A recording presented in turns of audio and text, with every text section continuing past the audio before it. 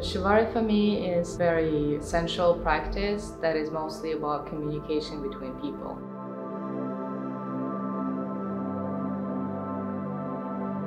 When we do Shibari, it's like for every person it's very different. As an art of rope, you can use it anyhow you want. So you can get into the BDSM, or you can get into the meditation, you can just do it for the beauty of it. But for me, it's about communication. Communication between people and communication with yourself through rope. I started doing Shibari about 7 years ago, and I started from just reading a lot about it, reading about the psychological aspects of it, how that goes, and I started doing the practical part on my friends for some photo shoots. It was beautiful, but I didn't really understand much about it. But then I started doing it more and more, and then I felt that it's super meditative.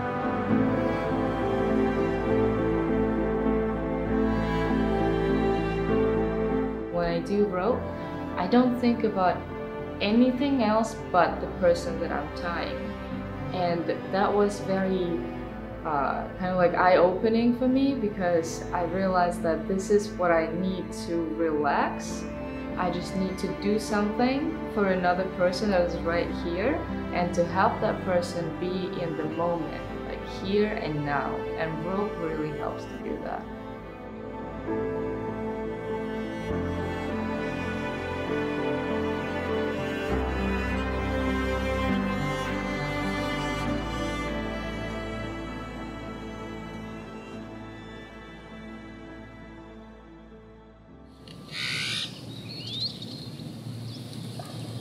When people do Shibari, they can connect with themselves really well, but not from the first time usually. But if you do it more and more, it's like meditation. You don't really get meditation right away. You usually need to get into it slowly and just practice, and then you feel the results. Same with Shibari. The first time, if you do it on yourself, you might feel your body, your physical body better. But if you do it with another person that is tying you, you might actually feel not just the physical body, you would feel how you can emotionally let go from a lot of things that have been sitting there.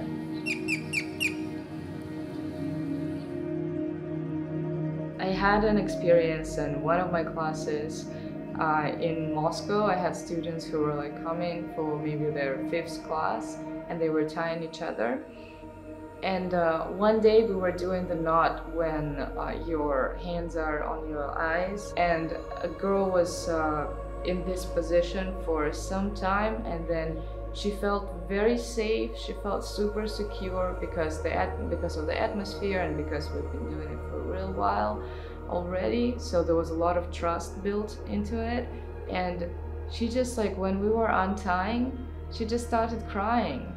So she connected to the thoughts that were really deep in there, but she couldn't understand what was stopping her from the release. But then the rope, the very literal sensation of the rope being here, like you're all tied up, and then when you release the rope, it connected like 100% with what she needed to do. She needed to release and to open up. And when we were untying, she just was crying and also laughing, and that was a very interesting mix of things happening. And I think that was a great example of how rope can help you to just let go of a lot of things.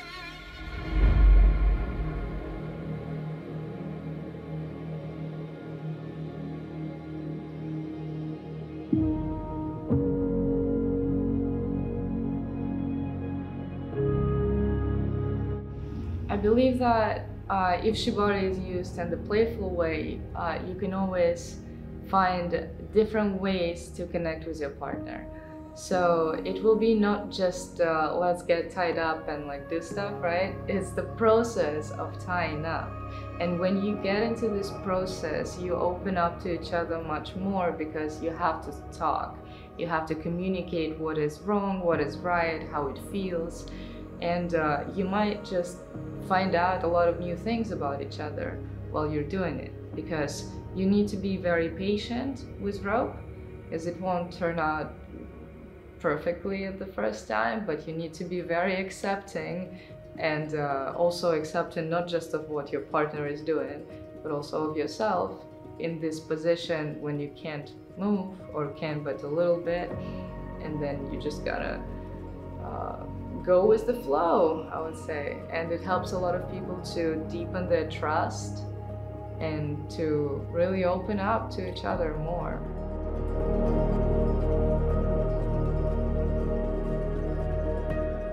People very often use Shibari for playful stuff. They use it in the BDSM practices. And then there are set rolls at tops and bottoms, but also some people prefer calling it rigger and a bunny. Also, there's Japanese words for it, which people usually don't use, but if they're really into Shibari, they would. And if this becomes a BDSM play, then people need to be really aware of the safety there. Not just physical safety, also emotional safety. Because when you're doing it, even if you're doing Shibari for just the sexual purposes, you still become, it's like a little bubble appears around you, and then you are in this bubble and you need to communicate inside of it, and you can't just drop out of it real fast. So when people do it, they need to be aware of all the risks, because Shibari is a very dangerous practice. With rope, you can tie a knot that will be self-tightening, and then you're gonna have the problems with nerves, problems with like numbness, or the worst that can happen is, not the worst, but really bad, is a drop hand, when a person doesn't feel their hand for a real while. That can be up to like 8 weeks of recovery, and sometimes they don't even recover fully. Sometimes models need to be really aware of what they feel and communicate it. I think the main problem with them is they don't talk. They think, oh, it's just a little bit uncomfortable, so it's probably okay. But then the more rope is on the body, the worse it becomes, because it gets tighter and tighter and tighter, and then the more you stay in the position, the less you feel. And then the dangerous point is when you don't feel that something's wrong anymore, because you just like kind of melted into it, you accepted it, and sometimes you can get into a subspace and everything's gonna be okay. But also there are cases when you get untied and you don't feel your hands, and that they might come back really fast when you move them, but also they might not. You might wait like 2 months for them to come back. So everybody who wants to do Shibari needs to be aware of that.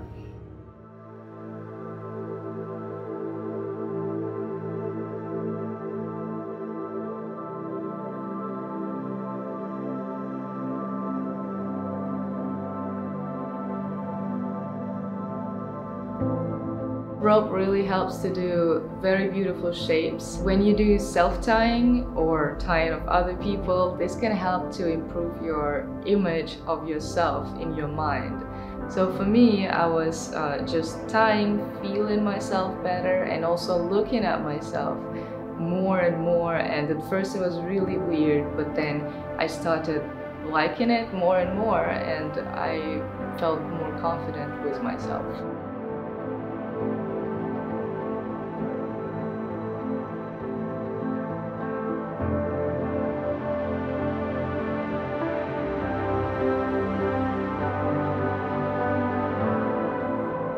I had my personal experience when I was hurt emotionally from Shibari. I had the suspension done on me from a person that I would not mention. He's not doing Shibari anymore, I guess good for everyone. That person had the perfect technique. So I was thinking, like, what can happen? I want to try suspension, and I want to try it with a person who has great technique. But I didn't know that he only has great technique. He doesn't have communication. He doesn't really treat his models very well, because he does it for the sake of the beauty of like how you make shapes from people with rope in like a performance. But it was not, we were not emotionally connected at all. So that was my first time being suspended, and I felt very, very emotional, very excited. And I started moving because I was laughing a lot, and it felt so nice. I felt really happy at that point. And I had a harness on the top of me, and I took it off. Because, I mean, I didn't really take it off. I was just like, you know, like this, upside down. So it kind of like fell off. And then that guy got extremely mad. And I felt that he got mad, but I'm still upside down. And I got very scared. I was super anxious because I tried to get up, but I don't have abs. So that was really hard. And then I'm thinking like, I see him and he's like, I'm just not gonna take you down. And I'm like, what are you saying? I was like, what kind of a Shibari master are you, right? But then he figured out a way to take me down. He just like put my hands up and then put me down. It was safe. I was not hurt physically, except for my head. So like I can't stay upside down for a long time, which I also told him. But then he, I guess, was so mad that he didn't care. And when I got up, I had a terrible migraine. And the worst part of all this is that when he untied me, he just like left. So nothing about like that, sorry that like I didn't, you know, do the right thing right away. But as a Shibari practitioner, you need to be ready that models get emotional and they do stuff. They can do a lot of different stuff. And you need to just not change your mood right away so the model feels it and gets anxious. Most people are not professional Shibari models.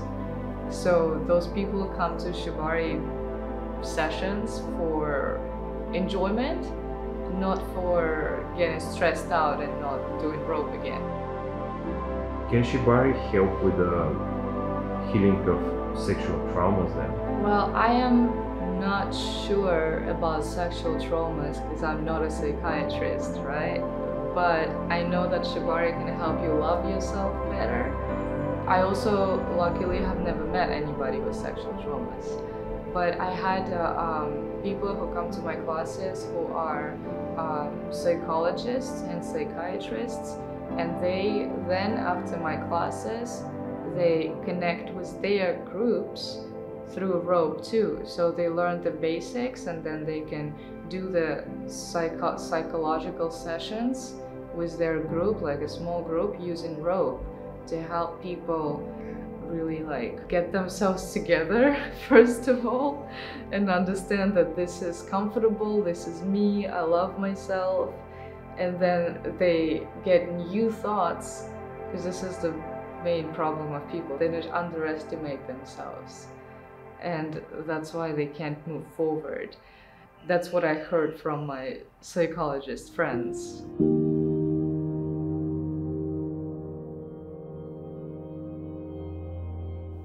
I feel that recently I really see the results of my work and work of other practitioners who do Shibari for more like enjoyable things and don't show it as like black and red colors, you know, all this BDSM stuff.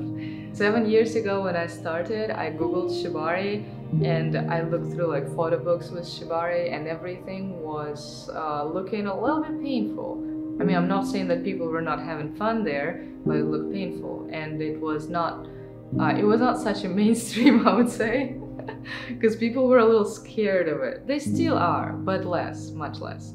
And I feel that during the time that, like, since I started doing it, my idea was to show it a little bit more friendly to people and from the different side of it, from the relaxation, meditation, and all that stuff.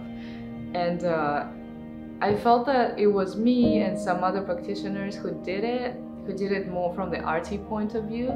And now when you Google Shibari, a lot more stuff comes up. Not just people who are tied up in like leather and all that stuff. No, you will see beautiful images that have nothing to do with pain, actually. So yeah, I think that this is a great thing that Shibari has changed. I mean, Shibari is still the same. The perception of Shibari has changed. And people are much more accepting now. They don't think that if you do Shibari, you're like a weird freak anymore.